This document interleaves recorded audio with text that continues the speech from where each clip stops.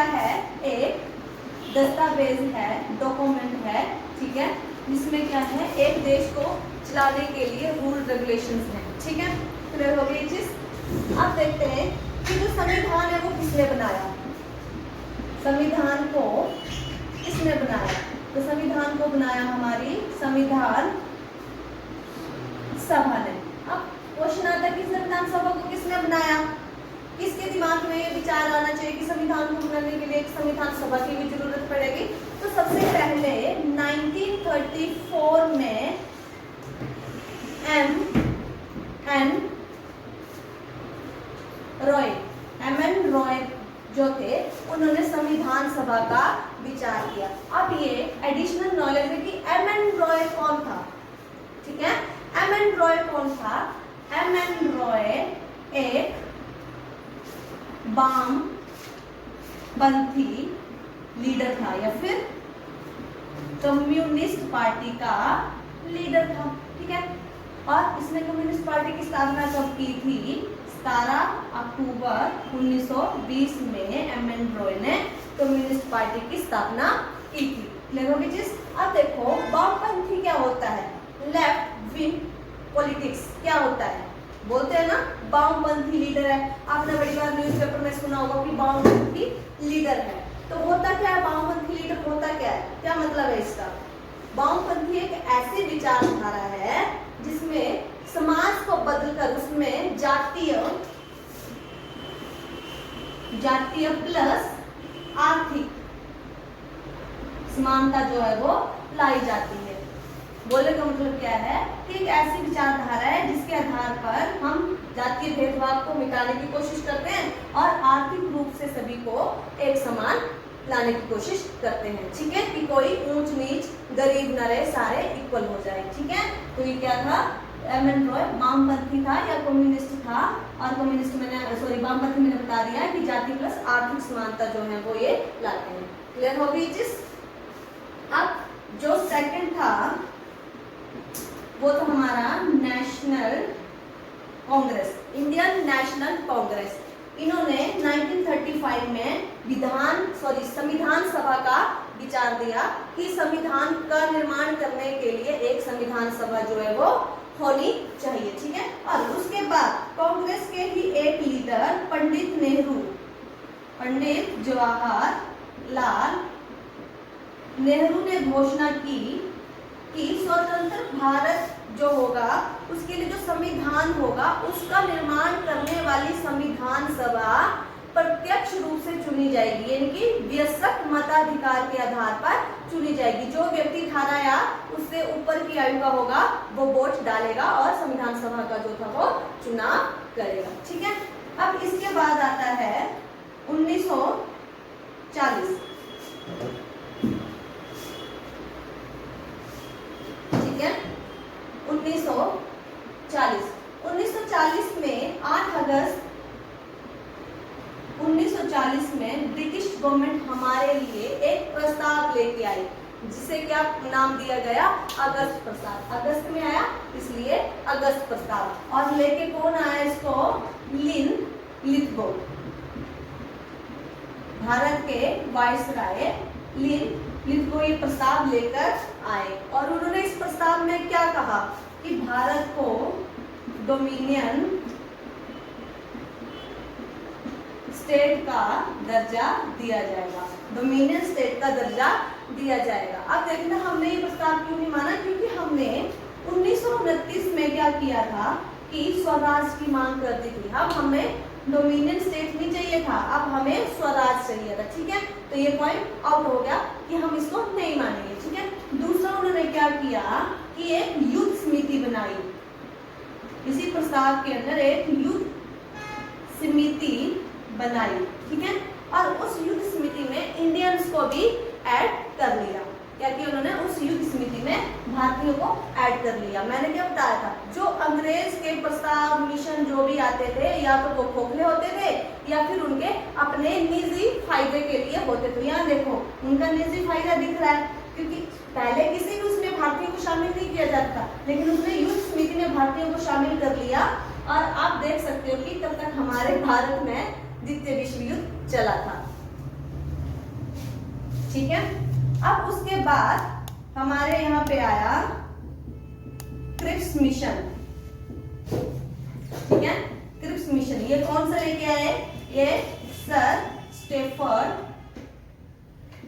Cripps लेके आ रहा है, ठीक है। ये भी ब्रिटिश कैबिनेट में मंत्री था, ये लेके आया। अब इस मिशन में क्या था?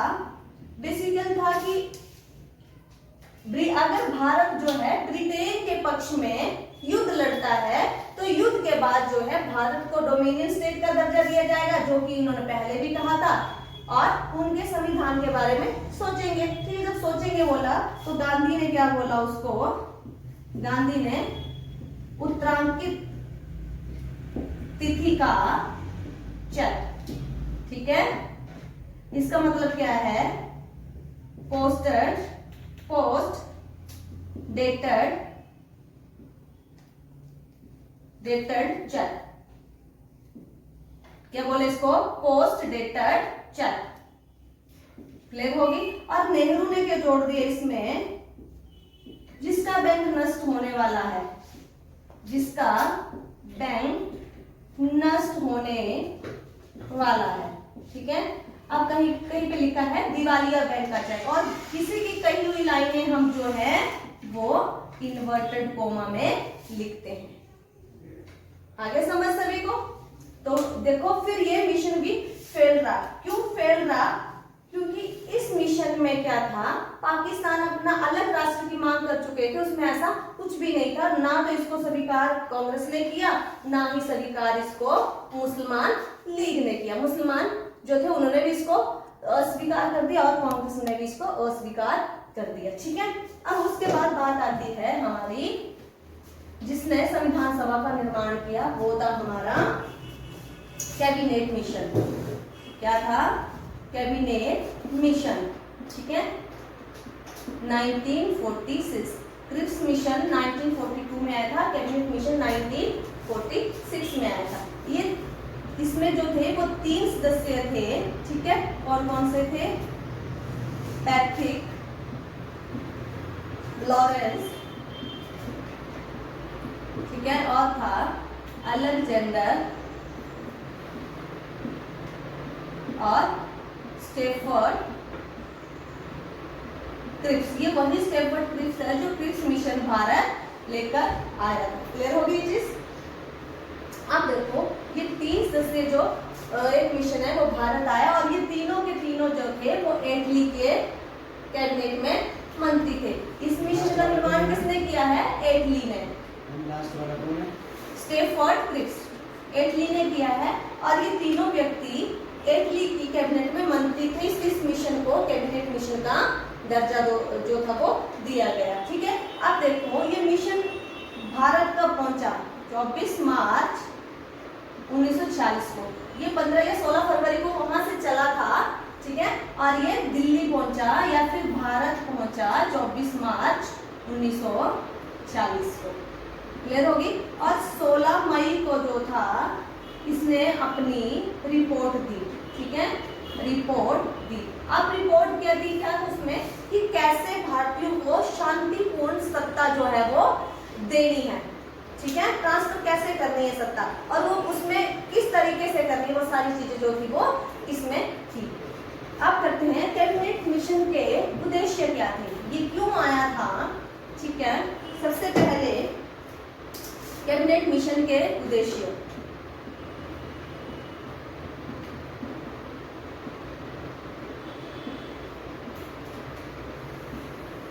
क्या उद्देश्य थे इसके? सबसे पहला था क्यों आया था, क्या काम थे, उद्देश्य या कार्य लिख लो यहाँ पर, क्या काम थे इसके? संविधान सभा का निर्माण, ठीक है, इसलिए तो आया था कैबिनेट की संविधान सभा का निर्माण करेंगे और वही संविधान सभा फिर भारत के लिए एक संविधान बनाएंगे, ठीक है। अब संविधान सभा का निर्माण, और दूसरा क्या था इसका काम कि भारत का विभाजन, यहाँ पे देखो भारत का विभाजन, और साथ में इन्होंने क्या बोला? जरूरत पड़ने पर, आवश्यकता पड़ने पर एक तक बोल रहे हैं भारत का विभाजन, और साथ में ये भी ऐड कर रहे हैं कि जरूरत पड़ने पर, वो तो होना ही था क्योंकि 1906 में जब मुसलमान लीग की स्थापना हुई थी तो अंग्रेजों ने उनके दिमाग में एक अलग राष्ट्र का बीज बो ही दिया था, तो क्या बोला, भारत का विभाजन। और थर्ड क्या था, जो हमारी संविधान सभा बनेगी, संविधान सभा जो बनेगी उसका जो चुनाव है वो अप्रत्यक्ष तरीके से होना चाहिए, ठीक है, अप्रत्यक्ष तरीके से। आप देखो जब 1938 में कांग्रेस की तरफ से नेहरू ने घोषणा की थी तो उन्होंने क्या कहा था कि जो हमारा स्वतंत्र भारत का संविधान होगा उसको बनाने वाली जो संविधान सभा होगी वो वयस्क मताधिकार के आधार पर चुनी जाएगी, यानी कि प्रत्यक्ष रूप से चुनी जाएगी। लेकिन इन्होंने क्या बोला, उसका चुनाव कैसा होगा, अप्रत्यक्ष होगा, प्रत्यक्ष नहीं होगा। और चौथा क्या बोला इन्होंने, क्या इसमें बताया कि 10 लाख की जनसंख्या पर, 10 लाख की जनसंख्या पर एक व्यक्ति को चुना जाएगा। क्या क्या बोला इन्होंने, सबसे पहले संविधान का संविधान सभा का निर्माण, ठीक है, भारत का विभाजन आवश्यकता पड़ने पर, दूसरा संविधान सभा का चुनाव अप्रत्यक्ष तरीके से, और इन्होंने चौथा बोला कि 10 लाख की जनसंख्या पर एक व्यक्ति को चुना जाएगा, ठीक है। और उस टाइम हमारी जो भारत की जो जनसंख्या थी लगभग 40 करोड़ थी, ठीक है, जो हमारी भारत की जनसंख्या थी वो लगभग 40 करोड़ थी आजादी के टाइम, यानी कि 1946 या 47 में भारत की जनसंख्या 40 करोड़ थी, ठीक है। अब देखो, अब इसी के आधार पर जो है वो सीटें जो है अलॉट करी गई। तो देखो आजादी से पहले जो हमारा भारत था वो कैसे कैसे बंटा था, ठीक है। आजादी से पहले हमारे भारत, जैसे आज हम स्टेट पढ़ते हैं, यूटी पढ़ते हैं, उसी वैसे ही उस टाइम की विभाजित था इंडिया। तो कैसे कैसे था, पहले था एक ब्रिटिश प्रांत, ठीक है, जिन पर डायरेक्ट जो है वो ब्रिटिश का अधिकार है, ठीक है, उनका शासन डायरेक्ट रूप से ब्रिटिश देखते हैं। दूसरा था देसी रियासतें, दूसरा देसी रियासतें थी। देखो ये भी ब्रिटिश के अंडर ही थे, लेकिन इनडायरेक्ट वे में उनको टैक्स पे करते थे और अपने स्वराज्य को खुद देखते थे, ठीक है। और तीसरा था हमारा गवर्नर या आयुक्त प्रांत या आयुक्त क्षेत्र, ठीक है। हमारा हिमाचल भी 1948 में जो था आयुक्त बना था, मुख्य आयुक्त क्षेत्र बना था, ठीक है। तो ये विभाजित था इस तरह से 3 प्रकार के उसमें कैटेगरी में विभाजित था। तो पहला ब्रिटिश प्रांत था, दूसरा देसी रियासत, तीसरा गवर्नर या आयुक्त क्षेत्र हुआ करते थे, ठीक है। तो देखो जो हमारा ब्रिटिश प्रांत था इससे कितनी आनी थी हमें, 296, ठीक है। अब 292 4 जो थी वो अन्य उससे थी, ठीक है। और यहाँ से आनी थी हमारे पास 3, और ये जो हमारे आयुक्त क्षेत्र थे, ठीक है, इनसे आनी थी हमारी 4, ठीक है। अब देखो आयुक्त क्षेत्र को पढ़ने का तरीका क्या है, A B C D, ठीक है। A का अजमेर, B का बलूचिस्तान, C का कुरक और D का दिल्ली, ठीक है। तभी मैंने पहले यहाँ पे 296 लिखा था इन सभी को जोड़कर, ठीक है। और जो संविधान सभा के लिए टोटल जो कुल सीट जो थी वो कितनी फिक्स की गई, 389, 389, क्लियर हुई चीज। अब देखो इनके होने थे चुनाव, ठीक है, ये 292 और प्लस के होने थे चुनाव। और जो हमारी देसी रियासतें थी यहाँ से होना था मनोनयन, क्या होना था, मनोनयन, नॉमिनेटेड होने थे, ठीक है, इलेक्शन होने थे। ये 292 ये वाली और 4 ये वाली, यानी कि 296 के लिए चुनाव होने थे। और जो हमारी 93 जो थी इनके लिए मनोनयन होना था, इनकी राजाओं ने भेजना था, जो कैपेबल कैंडिडेट होता उसको वो संविधान सभा के लिए भेज देते, ठीक है। अब देखो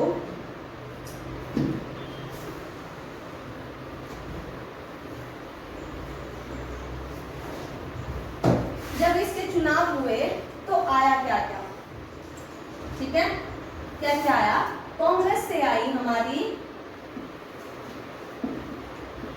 कितनी सीटें आई? 208। और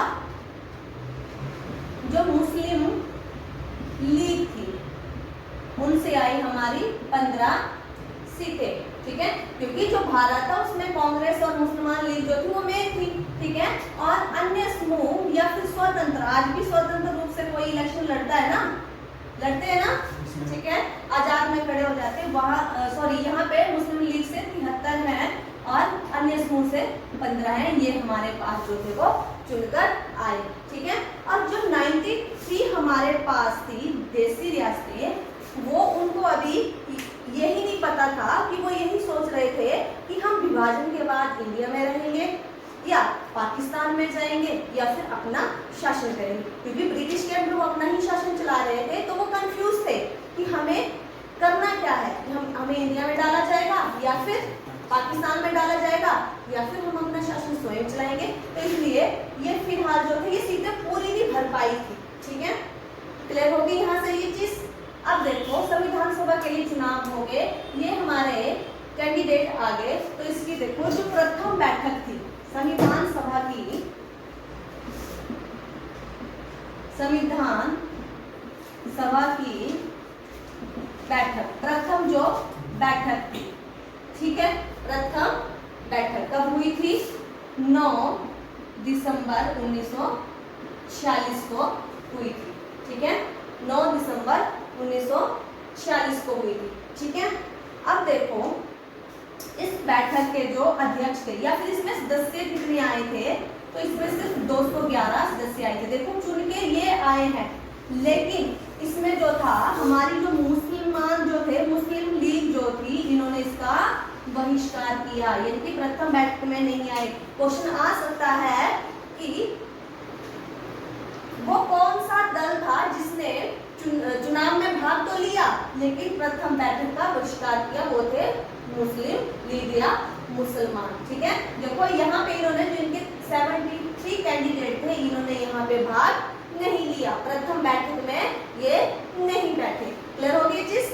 तो मुसलमान लीग ने बहिष्कार किया और इसमें टोटल 211 सदस्य आए और एक प्रथम बैठक 9 दिसंबर 1946 को हुई थी। अब इसके अध्यक्ष कौन थे? प्रथम बैठक के अध्यक्ष कौन थे?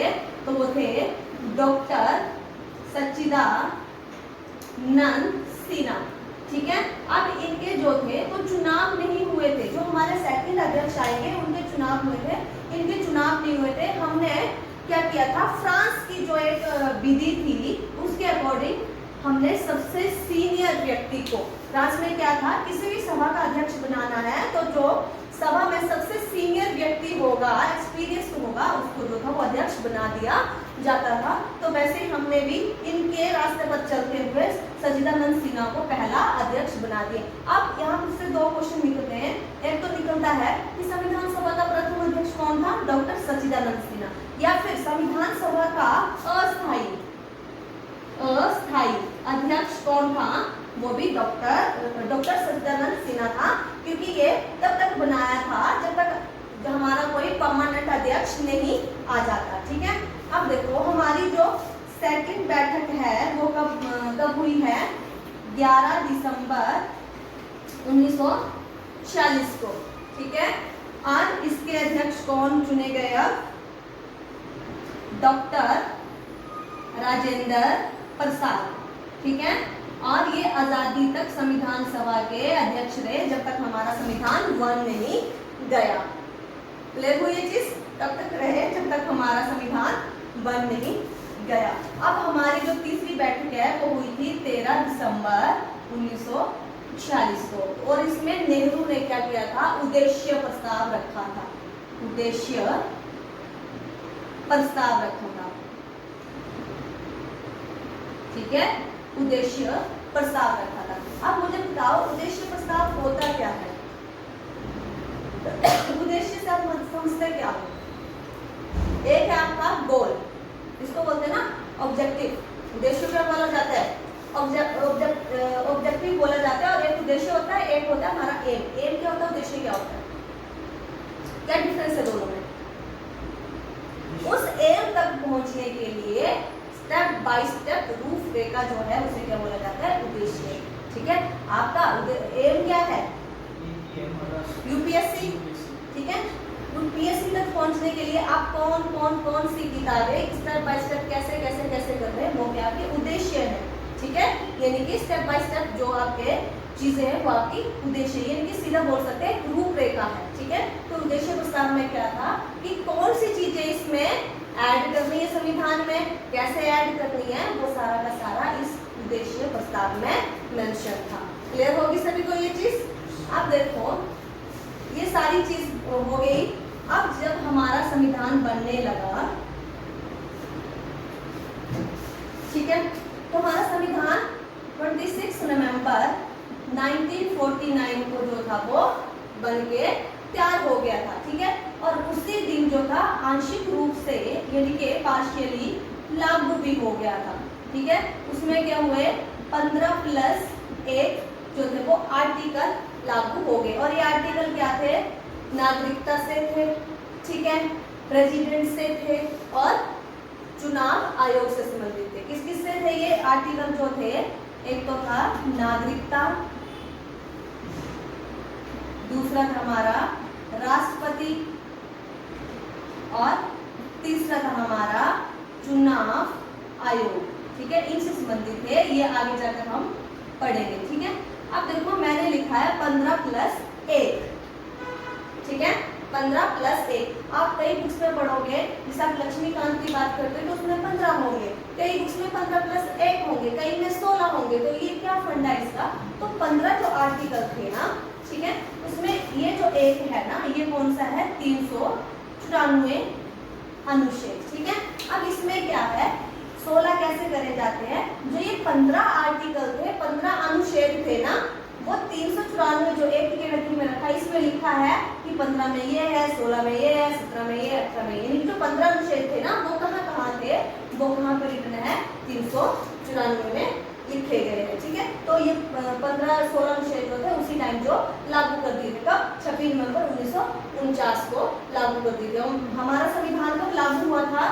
26 जनवरी 1950। देखो बनकर तैयार हो गया, लेकिन हमने 26 जनवरी क्यों लागू किया बताओ? क्योंकि हम लाहौर अधिवेशन में ये डेट जो थे वो फिक्स कर चुके थे, ठीक है। अब देखो ये सारी चीजें, संविधान सभा बन गई, सारी चीजें हो गई, 60 देशों का हमने जो संविधान पढ़ा, 114 दिन की लगातार उस पर हमने मीटिंग करी, डिस्कस किया। फिर हमने कहाँ से क्या चीज उठानी है, कहाँ से क्या चीज उठानी है, ये डिसाइड किया। उसके बाद बारी आती है लिखने की। अब संविधान को कौन लिखेगा? लिखना भी तो था, ठीक है। तो कहते हैं जब नेहरू जी, एक हमारे जो है वो राइटर थे, कॉलीग्राफर थे, प्रेम बिहारी नारायण रायजादा, एक ही नाम है ये, रायजादा, प्रेम बिहारी नारायण रायजादा। देखो एक लिखना और एक अच्छा लिखना फर्क होता है, ठीक है। एक राइटर और कॉलीग्राफर में फर्क होता है, वो एक अच्छे से इटैलिक उसमें लिखते थे, ठीक है। तो देखो इसके पास गए तो इन्होंने बोला कि बताइए आपकी फीस कितनी है जी, ऐसे देश का संविधान लिखना है तो अपनी फीस बताइए। तो इन्होंने एक शर्त रखी, मुझे कोई फीस नहीं चाहिए पर मुझे कुछ और चाहिए। तो उन्होंने बोला नहीं, लिखवाना तो था। उन्होंने बोला बताइए जी अपनी शर्त। तो इन्होंने बोला कि संविधान के हर पन्ने पर मेरा नाम होना चाहिए। क्या बोला उन्होंने? कि जो मैं संविधान लिखूंगा ना तो उसके हर पेज पर, हर पन्ने पर मेरा नाम होना चाहिए।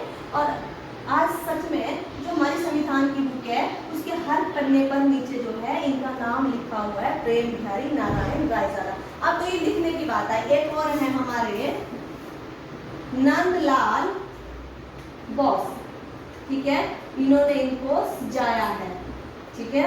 कहते हैं जैसे मान लो ये हमारा संविधान की किताब है, ठीक है, और यहाँ पे जो है इस तरह से बॉर्डर बना हुआ, ठीक है। और इस बॉर्डर में कहा जाता है कि फूल पत्तियां से सजाया हुआ है। और दरअसल में वो फूल पत्तियां नहीं है, जितने हमने स्वतंत्रता के लिए जो युद्ध लड़े हैं वो उनका वर्णन है। वो देखने में ऐसा लगता है कि फूल पत्तियां हैं, लेकिन फूल पत्तियां नहीं है। आपने जितने भी आंदोलन, सत्याग्रह, क्रांति जो की है वो उनका वर्णन उसने यहाँ पे चित्रित किया है, ठीक है।